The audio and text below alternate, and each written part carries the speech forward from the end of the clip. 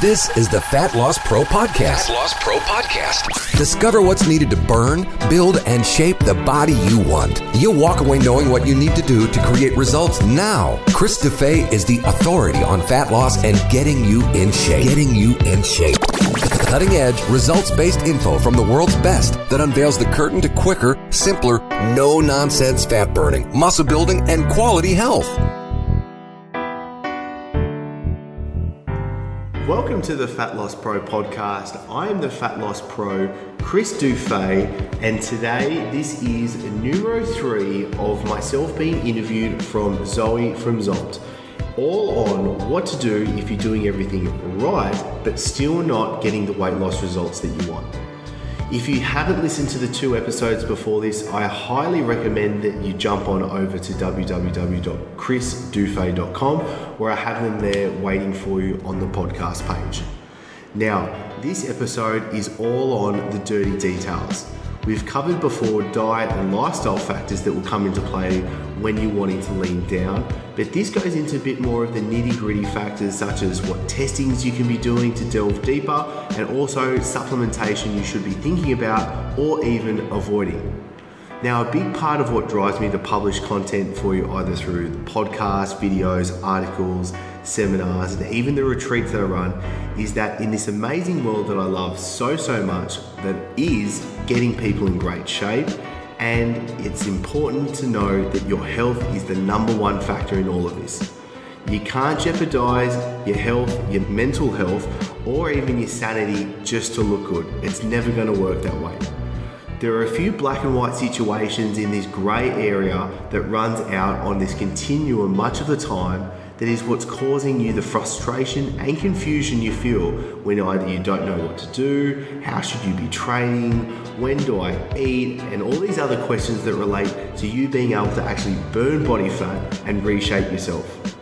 Now get on over to www.chrisdufay.com and I have all the show notes, links and downloads from this episode and every other podcast that I've done before. And if you're listening to this through iTunes, please leave me a review. Tell me what you really think and what this is doing for you. I need feedback so I can get the perfect situation and podcast for yourself. Now, all right, let's finish this trifecta of an interview with a bang and let's go for it. Okay, so we're live now, Chris, and welcome to our 3rd video, which is called The Dirty Details, because we're going to get into all the details about why you're maybe not losing fat or your health is not sort of you want it to be. So how are you, Chris? I'm good, thank you, Zoe. I will definitely admit it's probably my fault that we've taken so bloody long to get to this 3rd one. Yeah, that's all right. That's all good. Running the seminars over the last few weeks has been pretty crazy, and it's nice to actually get back home now and getting back into the vibe of everything. So I'm a free bird now. You've been sort of all around Australia the last couple of weeks, so. Yeah, living out of a suitcase for about 4 weeks. No, it was good fun. It was excellent. I was able to meet a lot of really good people, cover a lot of stuff, and it was actually funny enough, a lot of what I've actually been talking about is exactly what we're kind of covering here along the line. So it's great, and if anything, there's an enormous amount of people that are struggling with this, and that I've met face to face now through every city and seminar that I sat down with. There was plenty of people coming up, sort of like asking questions during it, and coming up during their own little private time, and it was good. It was really good. Cool. I bet you've changed a lot of sort of lives and given them some tips to keep going then. Well, I hope so. It's definitely my goal of what I'm doing. I hope that I can sort of impart some knowledge, or at least maybe question what people are doing. Do you know what I mean? I don't have to change what they're doing, but maybe if they're just like, oh, well, do you know what I mean? Maybe I'm doing something that could be a little bit different or anything like that. That would be a huge bonus to me. It's not necessarily making them walk out feeling $100 million. I can't do that. No, well, that would be fairly unrealistic. Like from one seminar to just magically change everything right there on the spot. You got to put the work in still. Exactly, and that's the thing. It's like I only had 6 hours per seminar, and even though like it was very interesting because I really enjoy running seminars and public speaking and everything like that. I get a big kick out of it. But I tell you what, when you put them back to back, it's extremely draining. And it was something where I was lucky enough to actually have like all my food and everything like that done for me whilst I was away, so I didn't have to worry about stuff. But every time I would absolutely flop into bed and. Oh, nice. Yeah, I can imagine talking for like 6 hours non-stop is fairly draining. Yeah, who would have known? I think I got over the sound of my own voice. I'm over it too, Chris. No, not really. I don't blame myself. Not really. We've still got about half an hour here, so let's get stuck into it. So the first, I'll just give a bit of a summary of what we are going to cover and some of the questions I'm going to ask you. Yep. So obviously we've discussed kind of sleep and stress and some of the nutrition things that you might be stuck on if you're struggling to lose body fat, and also for just general health as well. So I think when you've sort of covered all that stuff, if you're putting the effort in there and you've sort of got that sorted out, then if you're still struggling, then you've really got to sort of start looking at those details once you've got the baseline. So I think we're going to sort of cover, some blood work that we can look at testing and what to kind of look for and how to do that, and some sort of different scenarios like thyroid and hormones, maybe some gut issues and things, and then also look into supplementation and how we can use those and what to sort of research there as well. Sound good? Sounds perfecto. Awesome. So some of the first stuff I think which is really interesting and that I am always fascinated by, I actually, I've had a needle phobia for years, like since a little kid, but over the last 5 years, because I've had so many blood tests done, I now have finally gotten over it. I feel like a seasoned pro at getting sort of being a pincushion. But I always find it really fascinating getting the results back and kind of looking into it, because I think one of the things is that your sort of traditional doctors often don't pick up certain things. They definitely stick within the ranges, which can be an issue. I'll let you get into that more, but it's always it sort of highlights different things that you would never know if you hadn't sort of gone and done that testing. So what are some kind of tests that you do with your clients, and where do you get them sort of done? There's normally just a couple of tests that we can start off with as the bare bones basic, unless clients come to me with knowing specifics of what the issue may be. I always recommend at least starting off with say 2 tests, one being a CBC, which is a comprehensive blood chemistry test. You can just get this done at the local pathology, the GP. This covers just broad basics of what's going on with your blood work, looking at just your blood lipids, liver enzymes, red blood cell, white blood cell, all these kind of things that you want absolutely, including cholesterol and stuff like that. You want absolutely to know that you're in good health, you're in good working order, and then this can also lead to guide you down the path to what might be an issue for you as well. So when you come back with these results, you can come back and say, okay, my vitamin D levels are really low. So for example, when I was living and working in Dubai, this was always an issue. 100%, every single client had that when you got blood work done, came back, vitamin D levels were through the floor, and therefore it had to be supplemented to bring them back up. And is that because it was too hot to go outside? Yeah, exactly. It was, how ironic! So much sun, can't get in it. Being smack bang in the middle of the desert, and no one's seeing the sun. So it's obviously it's quite ironic because you completely avoid the sun, especially during the summer months. Is you go from your apartment to your car park, into your car, and then into another car park to wherever you're going. Unfortunately, there's never really a lot of outside work where you might be. A lot of the time it's too hot. So vitamin D levels were always low there. It can be quite localized to geography of where someone's living, what the general basis of the issues may be. But I always love starting with the CBC just because it's broad basics. It's something you should probably be you're doing, I recommend every 6 months, just to make sure you're on track. It's also interesting because obviously as you're changing your diet, you're training, you're implementing new things, like we're always evolving as a person. You want to be making sure that these things are acting positively towards your health and your body rather than doing a negative for you as well. So that's one I always recommend to start. The next one would be like an organic acids test. This is done via urine. It's not so readily available like a CBC is done, but you can always find like a functional medicine practitioner or a naturopath can usually run these tests. They can get the lab tests kit for you. You pee, put it into a cup, and then you can send it back off, get the results, and it comes back. And the results you get back from an organic acids test is fantastic. It really looks into the whole Krebs cycle, looks into where your nutrient deficiencies may be, and as everything works together in the body, the systems are all synergistic with each other.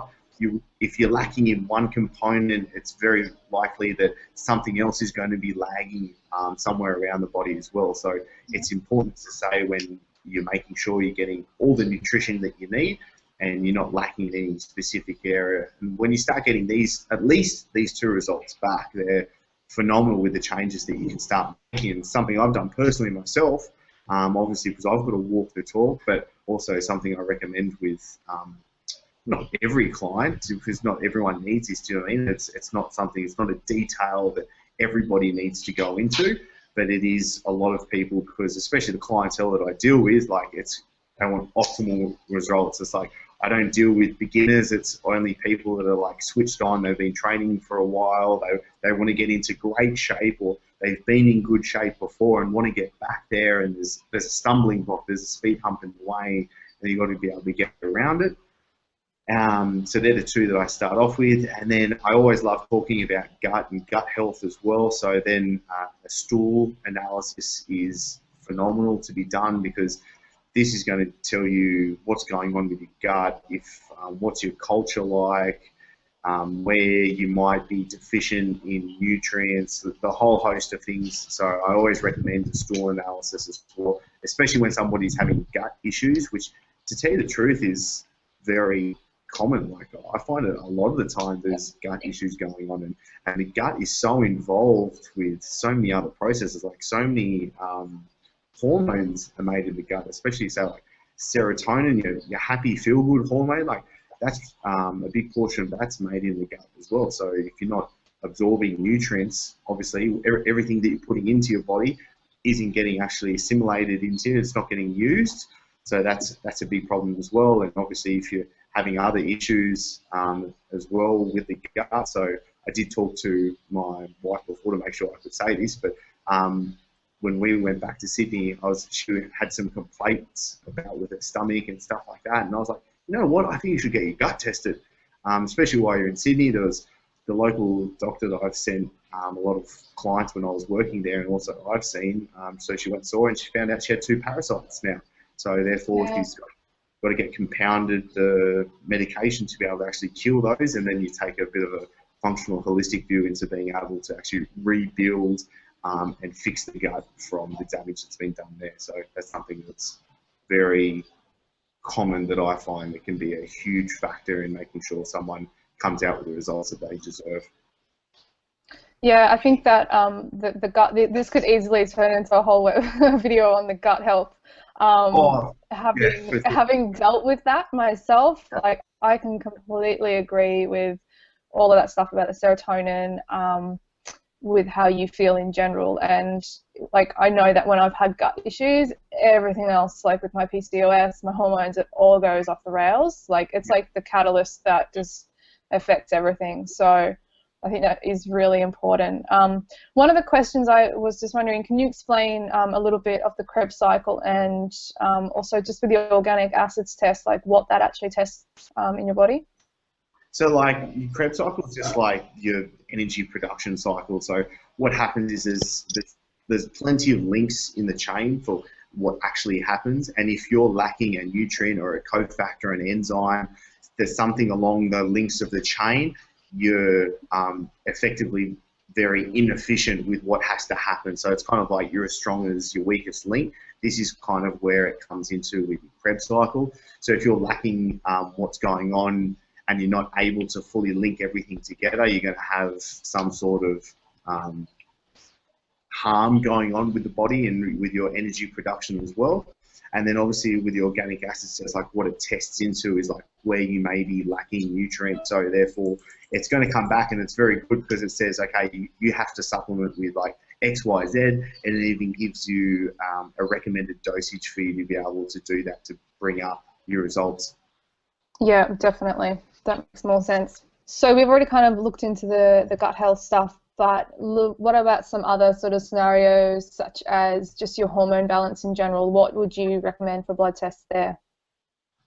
Like that's a lot of this. Okay, so it depends with what is the issue for what needs to be tested, because certain means have to be tested certain ways. So, for example, if cortisol is an issue, you don't test that with blood, you test that with saliva, so you can get your cortisol curve tested. So what you do is you just spit in a tube 4 times in a day, spread throughout the day, and it can show you your cortisol curve. So usually what happens is your cortisol should be high in the morning, and then slowly comes back down during the day. So therefore you wake up with high cortisol and you go to sleep with low cortisol.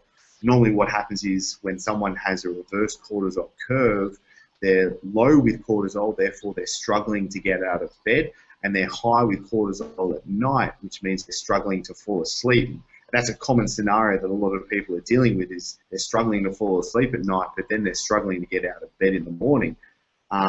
So that's something that can show. And obviously, like if you're flatlined with cortisol, it's just low throughout the day, then you're having serious issues, and that can kind of lead on to adrenal dysfunction and all that kind of stuff that we can delve into later. But cortisol is tested through saliva, other things like testosterone and estrogen can be tested through bloods.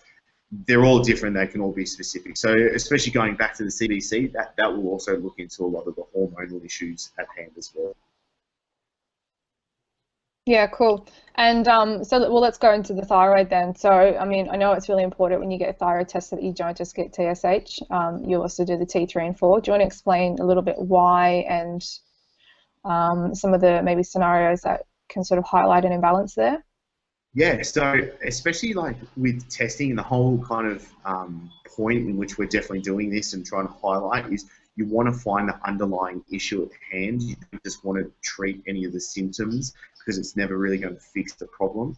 So with thyroid, you don't just necessarily, before I kind of go any further, there's a bit of a trend going on in the fitness industry where everyone kind of like is bashing GPs and giving them a bad rap. And I think it's very unfair, because they're very switched on, intelligent, highly educated people, and they're not out to hurt people. Do you know what I mean? They might be educated differently. They might be taught different things, but it's not like they're out to like harm people. It's the complete opposite. They're there, and they've educated themselves for a very long time to be able to help people. And unfortunately, maybe it's the system that they've been put in that doesn't necessarily let them work to the best of their ability, or yada yada yada. So I think when someone goes to their GP and they don't see eye to eye, it's perfectly fine. Like, there's no dramas with that. You just go and find another practitioner that is something that holds well with yourself, and then you're comfortable with what they're doing. And like it's a common scenario. You get a second opinion with what's going on because of that exact fact.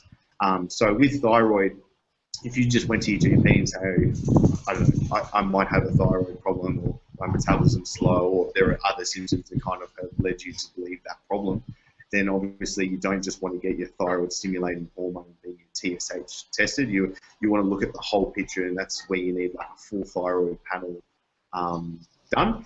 And obviously, by knowing that, you know where the problem might lie. It could be that you're just low in TSH. It could be that you have a problem converting T4, the inactive thyroid hormone, to T3, the active thyroid hormone. It could be a ratio of other hormones out of sync, which is actually commonly the case. So like another example of that could be say, testosterone and estrogen. Well, they're out of sync with each other. It's more managing rather than trying to shunt or just bring up one certain hormone. They're all into play with each other as well. No, that makes perfect sense. One of the sorry. Yeah, keep going. Oh, I thought you were going to say something else. One of the interesting things that came up on my recent blood tests was we did the TSH, T3 and 4, and whilst it didn't show like a classic thyroid issue, it did highlight that my TSH had stayed around the same, but my T3 had actually risen like by about triple, I think. And the T4 was around the same as well. So the doctor actually sort of pointed out that, if you've got your T3s raising up, but it's not actually elevating your TSH, then, it's sort of working overtime, but nothing's actually changing there. So that was kind of interesting to see, but I think it's one of those things that you just wouldn't pick up with your TSH because it was exactly the same. Yeah, absolutely. And really, at the end of the day, especially because like you and I only have a certain amount of time to be able to divulge this information to the listener, it's more kind of like being able to say, look, at least know what you need to get tested for. Like you don't necessarily have to know like the ins and outs of it because that's just too far.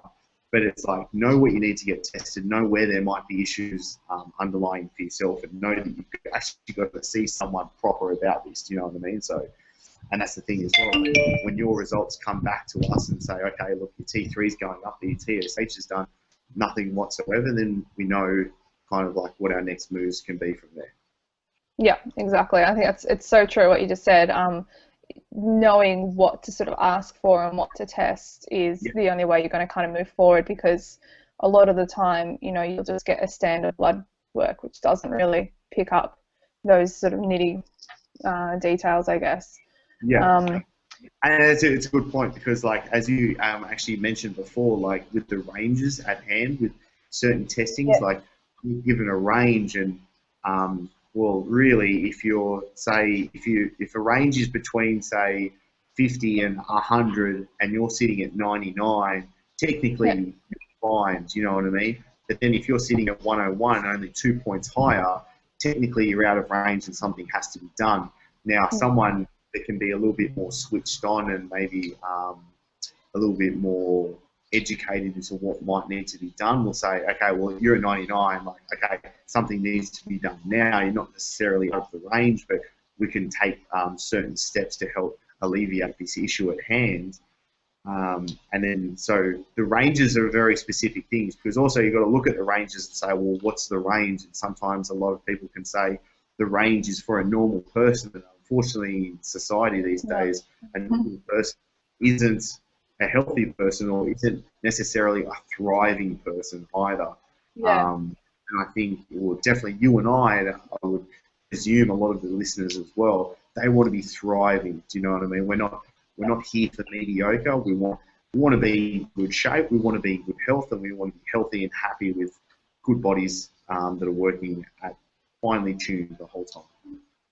Yeah, exactly. And I think, I mean, those ranges, like you said, they're based on an average of people who are getting blood work. So the majority of people getting blood work are probably not in the greatest health.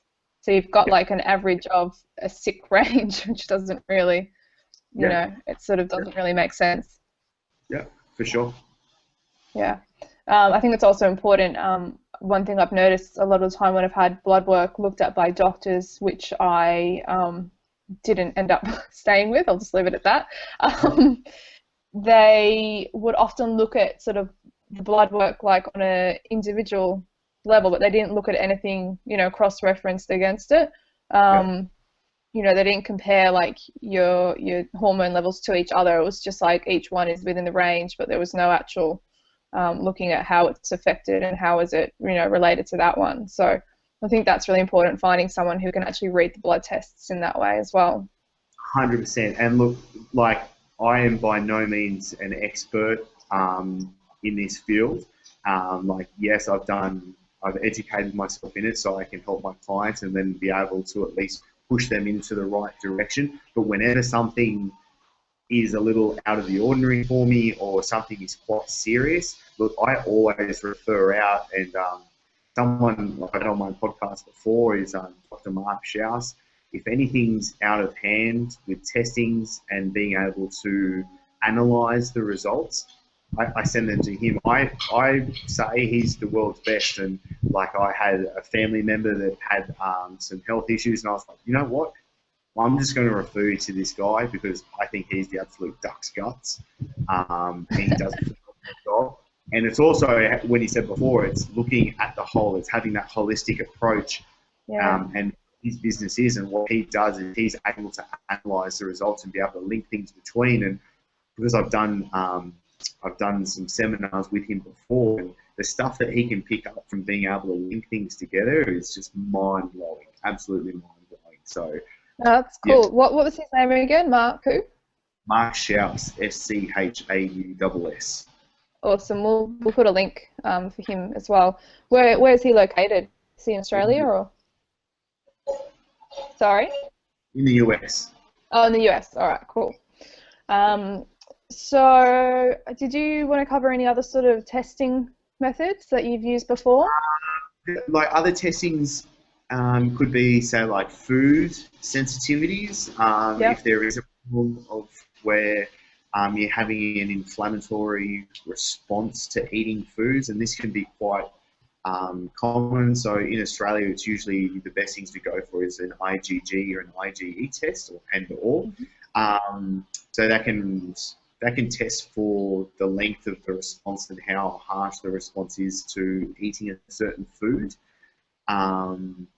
That I recommend doing that. I actually, to tell you the truth, the first time ever I had someone come back with no inflammatory foods was actually just my wife before that came back, and when I said get her gut, I also said get this, and I don't know how, but she came back with like nothing in the bad range of foods. Wow. It's something that I get tested fairly regularly to make sure I can stay up to date with it, but also without having to say go do that test, I always say first up as well, at least just try and listen to your body. And when you eat something and you're feeling gassy, bloated or foggy headed, or you're just not 100% after eating something, really try and listen and figure out what food can be causing that, because that can just be, that could be a real problem. So it's at least listen to yourself and find out what could be causing you an issue when you're eating something. What other testings are there? So we've done like cortisol, blood work, organic acids, stool. Do you know what? I think that's plenty. I think that's heaps. It's probably enough. Yeah. Yeah. I think that's cool. I've had all of those except for the cortisol and the food intolerance ones. Amazingly, I haven't had the food intolerance ones. I just sort of got to like gluten and dairy, but you know what? Like that's enough to cut out for now, I think. Yeah. Like I know firsthand that well, actually, this is interesting. Is I know firsthand that I'm not good with dairy, and as I've said through all the seminars and a lot of other stuff, is like I actually like phase in and out of taking, say, whey protein because I can handle it for a while, but then I know it just doesn't sit with me and it gets a bit funky. Yeah. I take it out and I just take like instantized amino acids. But actually, I've just spent a couple of weeks with Luke McNally up at the Gold Coast. Him and I were creating a couple of programs and stuff, and we were staying together and training and stuff. And I was actually having raw milk with him. We were having it every morning, and I was fine with it. Yeah, that's interesting. I mean, but like you're looking at like real food there, aren't you, compared to pasteurized? Like that's the thing. Like anytime I would have dairy, it would be like organic butter, maybe some yogurt, and like you just said, I can tolerate. Like my stomach will tolerate it fine for like, you know, maybe a few times a week, but I know that when I don't have it, I just feel better generally. I don't get that brain fog, like my skin's better. My gut is better with all the other foods as well. So I just sort of got to a point where I'm like, well, I'll save it for the occasional ice cream and leave it at that. And that's the exact same thing as myself. I'm like, I don't eat any cheeses or yogurts or anything like that. I'm not fussed by it whatsoever, and I also know, like, my dad, he can't tolerate dairy whatsoever, and he doesn't eat it. And I just save it for ice cream, and I love ice cream, so when I do... Ben and Jerry's, eh? Yeah, seriously, I'm just like, if it's like my one treat, I'll probably have that. I don't have any issues from it because it's such a random time, or so irregular that I do eat it. And like another food is oats. I can handle oats like every now and then, but if I'm eating oats every single day, I notice I get inflamed. Like I notice I start holding water, especially on my face, Right. and that I have to take it out. So now I know I really don't eat oats all that often. Not that I'm poo-pooing them. That's interesting. I might eat them once or twice a week. Yeah. Yeah, I'm about the same with oats, I think. I've gone through phases where I've had them like every day, and then you're right, like after a couple of weeks, I'm like, it just doesn't work as well. So And it's a you funny do feel thing, through the seminars I was running, a good example was I was asking, all right, what's everyone's breakfast? And all the time, oats, Oh, right? And like they're the two most common answers that I get thrown at me. And the reason I asked that was to try and help them make a better choice. And usually eggs is the most like problematic food that people are eating. And then usually along the line is oats very close behind. So two foods that they're dumping down every single morning, they're starting the day with something that isn't 100% for them. and are they doing the egg whites? Yeah. And Yeah, look, 'cause- I understand people can have egg whites to keep their fat levels low, but I'm not a huge proponent of just eating egg whites. Like I always think the yolk should be in there as well, but I'm really a huge fan of throwing eggs like through all my clients' plans. Like eggs is on the list of foods to be eaten, but I always make a point to say, please don't eat eggs every day. Yeah, I have them like once a week. It's my cafe breakfast, so it's Yeah, sort of like a perfect. treat, and that's kind of enough. I found if I was doing, because I've done the egg white thing, and those egg whites in the cartons, because I hate sort of wasting the egg yolks when I'm buying organic eggs. And I found that I definitely get more bloated from having those egg whites. Like eggs, I'm fine, but when I have egg whites like that, just separated, not so good. Yeah. And I also think I have heard before, I might not be 100% so I could get pulled up on it, but I think your body actually digests eggs better when the yolk is with the white. Yeah, no, I've heard that too. They you absorb the protein a lot faster, I think, in the egg whites. Yeah. I haven't seen any studies or anything like that on it. It's just what I've heard, and so it could be, it could not be. But I mean, so I've got a gut feeling that I think it would be. no pun intended. Yeah. And so now we'll just move on to the next topic. Let's sort of look at your supplements. So I know I've read a couple of your ebooks, which are great, on sort of basic supplement kind of protocols that you do with your clients. So they're obviously, you know, specific to the individual and what their goals are, but what are kind of some of the ones that you commonly use, like maybe just for general health and then maybe like for fat loss? So like I call it like a foundation. There's 4 that will be the foundation for supplementation. That'll be like a greens powder, then it'll be a fiber, then omega-3s, and then magnesium that I usually find is probably the best thing for number 4. So with the greens, I'm a big fan of having like a greens drink or a greens powder like each day. It's simply chock full of Here you go, nutrients. Chris. I've got one here. There you are, there you go. See, there we go. Now we're talking. Yep. Exactly right. So it's chock full of nutrients. There's more fiber in there. It's an easy way to just aid your body with everything that it needs. A lot of the time as well, people just aren't eating enough vegetables, so it's a very easy way to be able to boost that content. Then fiber's like usually the unsexy, forgotten supplement that's great for weight loss, and it's needed like where you need your soluble and insoluble fiber, and definitely some people can go overboard with it and take too much and actually cause issues with taking too much fiber, where usually that's just not the case, and people do need some added fiber. So where I recommend they can take that, say, first thing in the morning and last thing in the day, just with a nice big amount of water, with like a good 1 or 2 large glasses of water with it as well.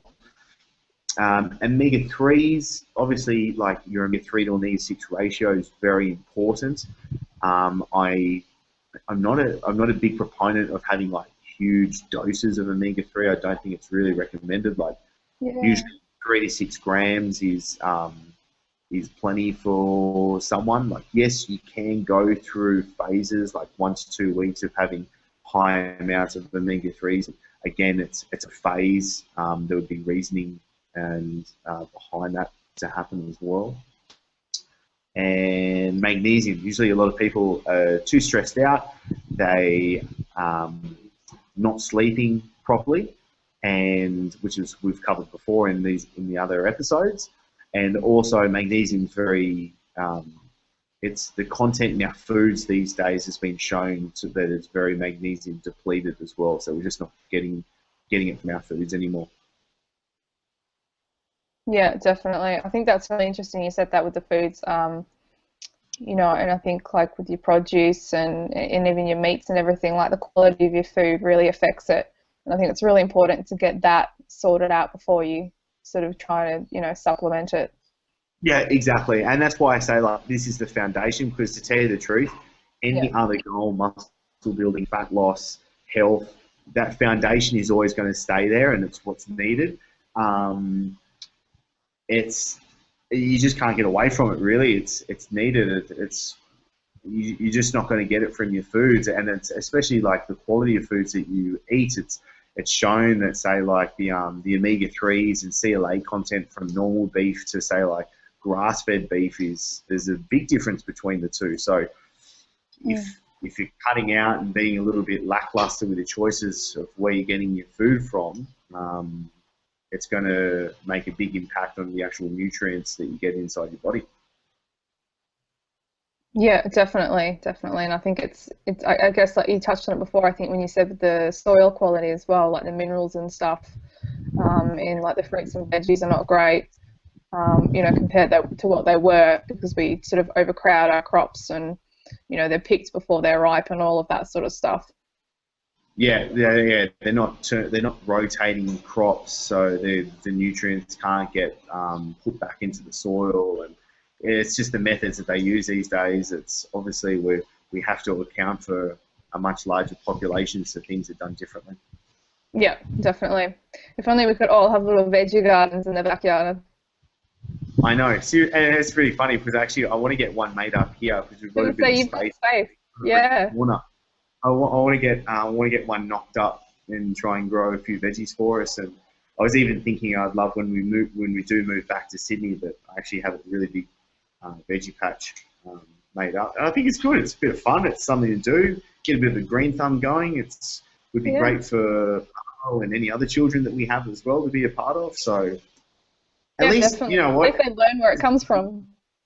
Yeah, exactly. You got to like that's a huge point. That could be a whole interview by itself on teaching kids where food comes from. But even the easiest thing is everyone can at least grow a few herbs in their kitchen. Do you know what I mean? Even if it was just like a little bit of parsley or some coriander or just anything like that at all, it would help. I have had herbs on my balcony before, not in this apartment, but in another one in DY, and I killed them all. I got really excited and I overcrowded them. So they just died. All right, so I might ask someone else for how to run a vegetation. Yeah. Okay. Yeah, don't ask me. My dad's very good at gardening, but not me. It's not genetic or whatever. Didn't come through the gene line, all right. Yeah, I'll have to get a gardener to do it for me, I think. That's what the hubby's for. Gotcha. I will pass that on to John, let him know. Good. So was there any other sort of SUPs that you use commonly with your clients for fat loss or? I guess with like, definitely with what we're covering, so like the subject of all this stuff is like weight loss or fat loss.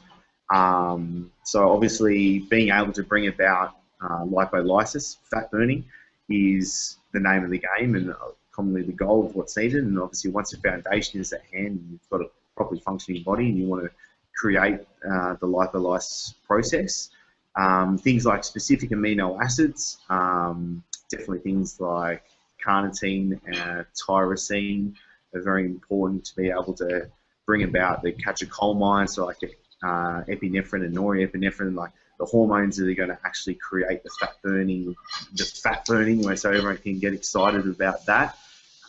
Caffeine, very, very potent fat burner as well for being able to create that lipolysis effect.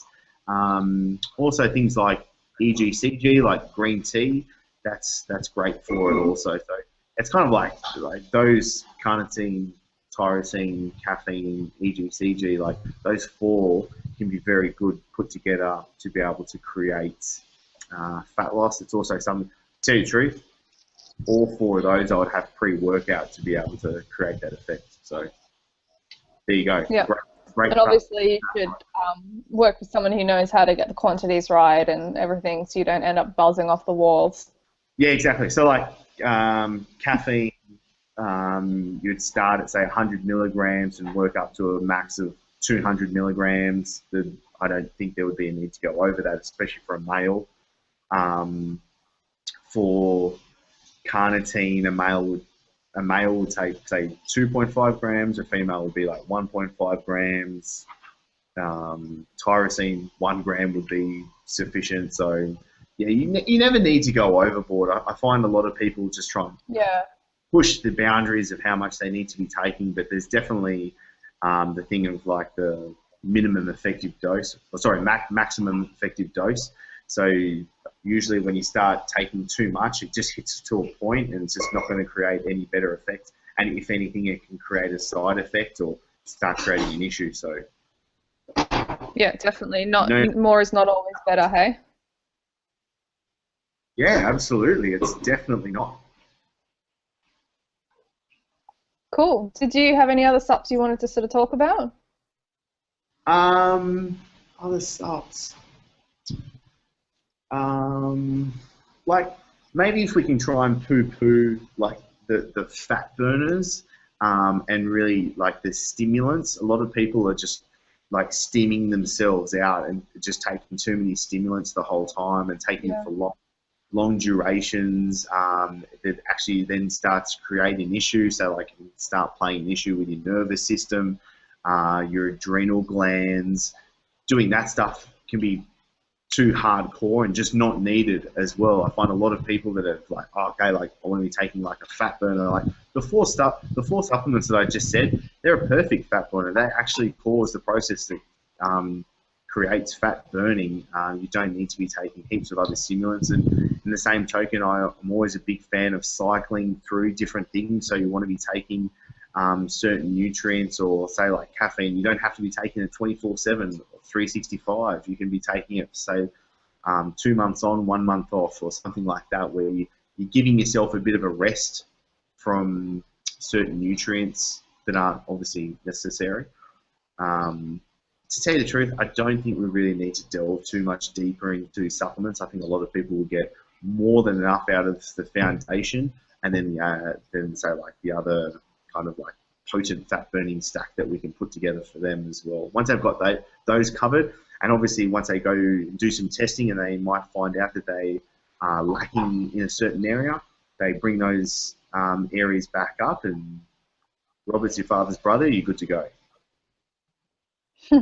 Yeah, exactly. I think that's really important to actually get your blood tested before you start doing supplementing with anything. I had someone ask me the other day, should I take iron supplements? And I was like, oh, have you had blood work done? And they're like, no. And I'm like, well, why would you take iron supplements? Like, just because?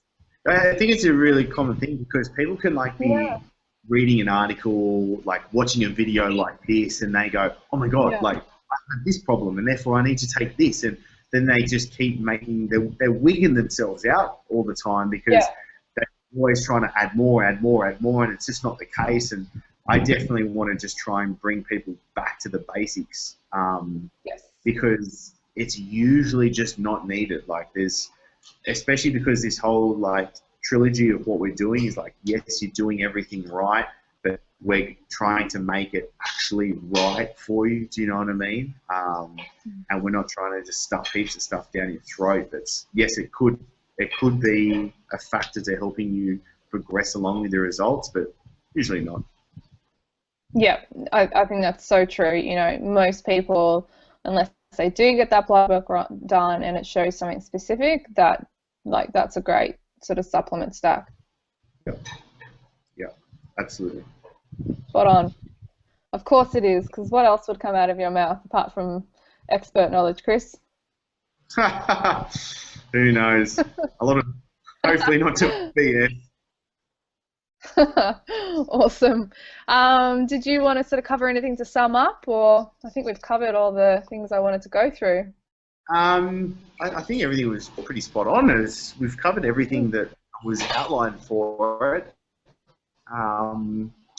I really hope people actually use the information that we've put together. I think this has been superb. Like, this has been some really good quality info that we've been able to punch out, and I think we should probably keep doing a couple more every now and then as well on different topics where people want to know more of. But at the end of the day, if someone doesn't use this, it's completely useless. And you've got to be able to at least have a good look at yourself. If you do think there's an issue at hand, go to the right person. If you don't know how your eating should be for your results, go see the right person to do that. Do you know what I mean? It doesn't necessarily have to be me. It doesn't have to be Zoe, but go and see someone that's going to do the job right, and start making a change for yourself. It's just so common. Actually, one more thing. I think a lot of the time, a lot of people don't believe that they can get the results, and I think the psychological factors behind something as well can be the stumbling block for where someone might progress onto. Wow, I think there's another video there. Yeah, and I think it's not just with the body and getting in better shape, but I also think it's probably just like anything else in life. Do you know what I mean? If you're not earning the money that you want to make, there's a reason why. You're not drawing in what you need to be able to make that happen. If you don't have the health, there's a reason why. If you're not in the right physique, there's a reason why. If you don't have the right spouse or partner, there's a reason why. A lot of the time, it just comes back to yourself.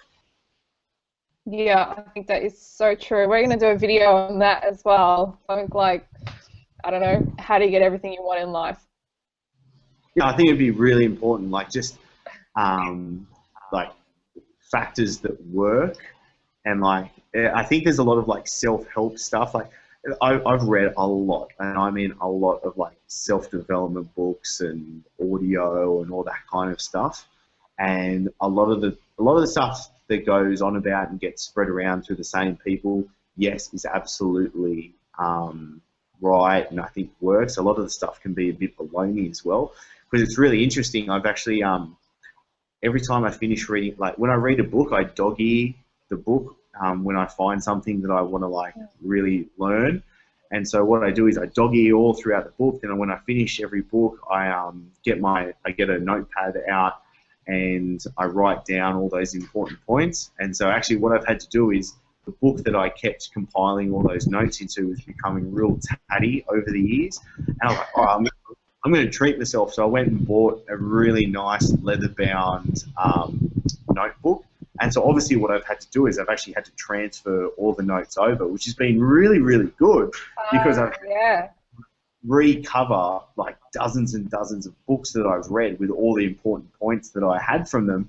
And it was very interesting that the same common themes that I kept coming back with heaps of different books.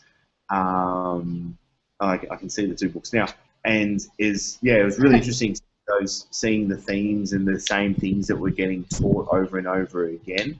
And it would definitely be something I thought about. I was like, you know what, maybe in a little while, not now because I'm pretty good at putting too much on my plate at once, but I'd love to write an actual book that goes onto that sort of subject, but it's more about what actually works and being able to say, put studies together that show what certain things help as well, because I think it's a big factor with people. Yeah, so much so. I think we're definitely going to have to do some sort of video on how your mental and emotional approach to stuff affects more than just that sort of area, reaches out further. Done. All right, there you go, guys. So make sure you register below then. If you pop your details in, we'll let you know about these other videos that we're going to come up later and we'll do. And thank you so much again, Chris. And I look forward to more videos with you of us just chatting for an hour, apparently. Absolutely. The more the merrier. Fantastic. See you later. Thank you, Zoe. This has been another jaw-dropping podcast from the Fat Loss Pro, Chris DeFay. After subscribing to the Fat Loss Pro podcast, Go to www.chrisdefay.com. to get your free fat loss diet, training programs, insights, and more to burn fat faster